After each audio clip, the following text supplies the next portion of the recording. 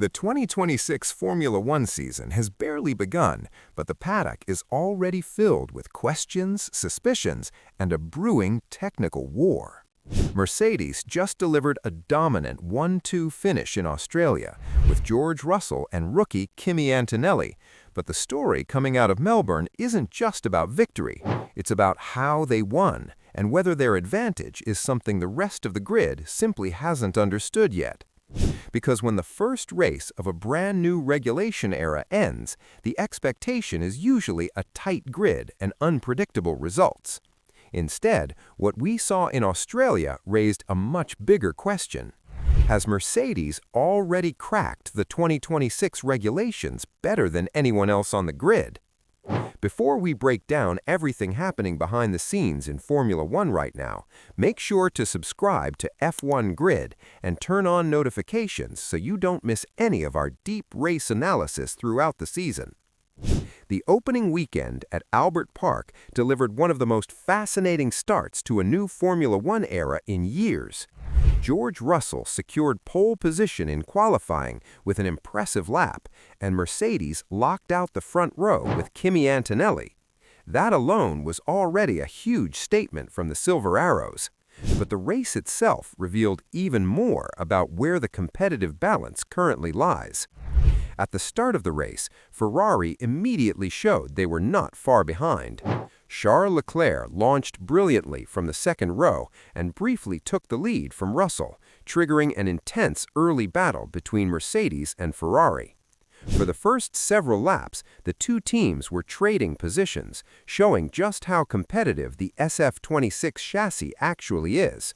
But as the race unfolded, something interesting became clear.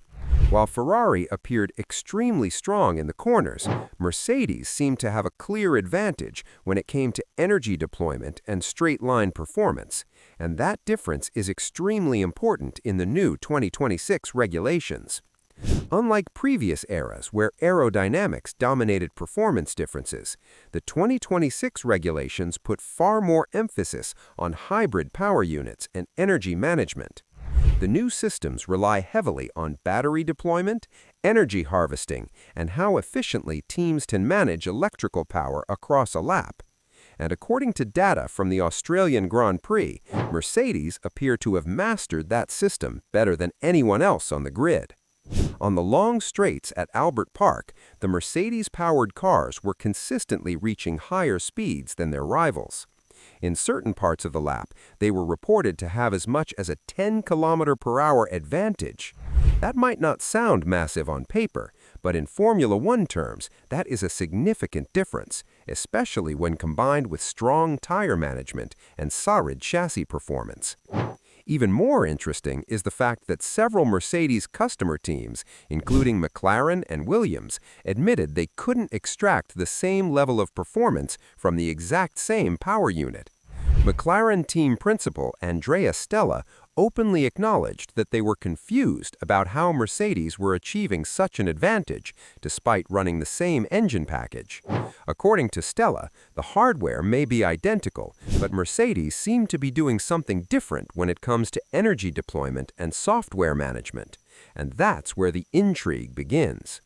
Many insiders believe the advantage might not come from the engine itself, but from how Mercedes are managing the electrical systems and battery deployment throughout the lap. In other words, the secret might be hidden in the software rather than the hardware. If that's true, it would explain why Mercedes-powered customer teams are still struggling to match the factory team's performance.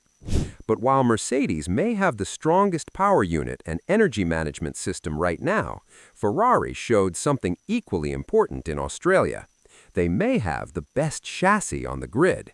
Multiple drivers, including Landon Norris, pointed out after the race that Ferrari's cornering speeds were extremely impressive. Data from the race confirmed that the SF26 was gaining time through slow and medium-speed corners compared to Mercedes.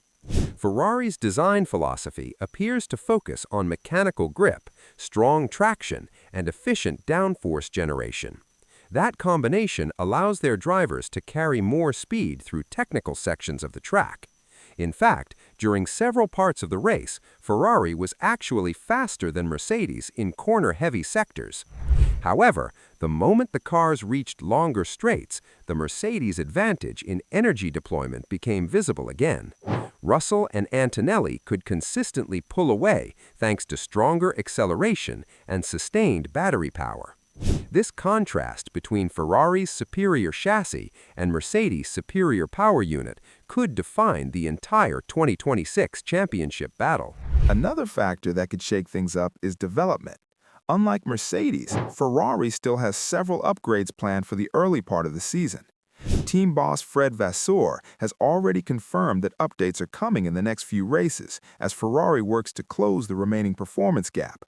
Some of those updates will focus on aerodynamic improvements, while others aim to improve energy management and engine efficiency.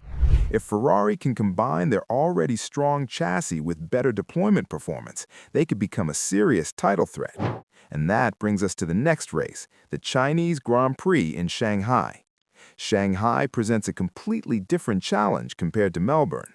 The circuit features multiple slow-speed corners and long traction zones, which could play directly into Ferrari's strengths. If the SF26 continues to dominate in cornering performance, Shanghai might allow Ferrari to close the gap to Mercedes much more effectively.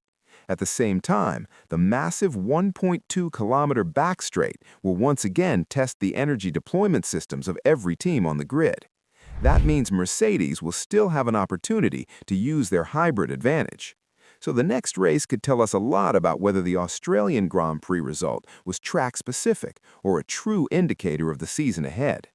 Another fascinating element of this new era is the debate surrounding the 2026 regulations themselves. Many drivers and fans have already expressed concerns about how heavily the new cars rely on battery deployment and energy management. In Melbourne, we saw multiple situations where drivers were overtaking each other simply by deploying more electrical energy on one lap, only to lose the position again on the next lap. Some critics argue that this makes the racing feel more artificial compared to traditional Formula One battles. However, others believe it adds a new strategic layer to the sport. Drivers now have to carefully decide when to deploy energy, when to recharge the battery, and when to attack or defend. In that sense, the 2026 era might simply be introducing a different type of racing, one where strategy and energy management are just as important as pure driving skill. Regardless of how fans feel about the regulations, one thing is clear: the development race has already begun. Mercedes currently holds the early advantage thanks to their power unit and energy deployment system. Ferrari appears to have the best chassis on the grid and several upgrades in development. McLaren and Red Bull are still trying to fully understand the new regulations and close the gap. And as teams collect more data with each race weekend, the competitive order could shift rapidly. The Chinese Grand Prix will be the first real test of that development battle. If Ferrari can challenge Mercedes more closely on a different type of circuit, we could be looking at one of the most exciting title fights in years. But if Mercedes continue to dominate thanks to their hybrid advantage, the rest of the grid may have a very difficult task catching up. Either way, the 2026 season is only just getting started, and the technical war between the Silver Arrows and the Scuderia is already heating up.